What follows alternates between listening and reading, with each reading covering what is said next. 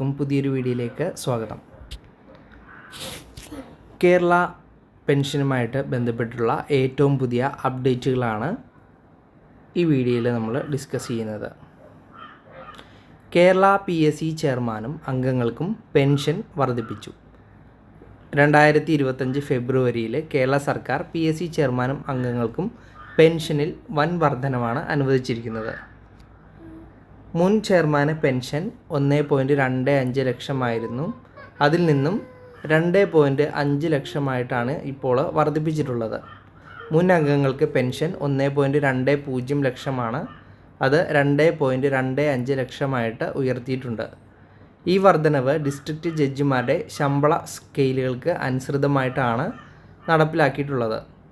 വർധനവ് 2025 മുതൽ പ്രാബല്യത്തിൽ വരുത്തിയപ്പോൾ 2016 മുതൽ ഉള്ളത് ഒഴിവാക്കിയിട്ടുണ്ട്.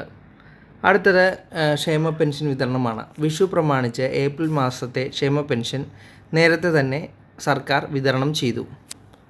ഇത് 62 ലക്ഷം പേർക്കാണ് ഈ പെൻഷൻ തുക ഇപ്പോൾ ലഭ്യമായിട്ടുള്ളത്. പെൻഷൻ തുക ഓരോരുത്തർക്കും 1600 രൂപ വീതമാണ് ലഭിച്ചത്. വിതരണ മാർഗം 26 ലക്ഷം പേർക്ക് ബാങ്ക് അക്കൗണ്ടിലേക്ക് നേരിട്ടും മറ്റുള്ളവർക്ക് സഹകരണ ബാങ്കുകൾ വഴിയുമാണ് കൊടുത്തിട്ടുള്ളത്. അടുത്തത് DA വർധനവിനെ പറ്റിയാണ് പറയുന്നത്. മൂല്യവർധനയെ നേരിടാൻ വേണ്ടിയിട്ട് റിട്ടയർ ചെയ്ത സർക്കാർ ജീവനക്കാർക്കും മറ്റ് പെൻഷനേഴ്സിനും അതുപോലെ തന്നെ ഗവൺമെൻറ് എംപ്ലോയീസിനും DA വർദ്ധിപ്പിച്ചിട്ടുണ്ട്. 2025 ഏപ്രിൽ മാസം മുതലാണ് ഇത് പ്രാബല്യത്തിൽ വരിക. വിതരണം ചെയ്യുന്നത് 2025 മെയ് മാസം മുതലാണ്. പെൻഷൻകാർക്ക് ഇത് ഓൾറെഡി ലഭിച്ചിട്ടുണ്ട്.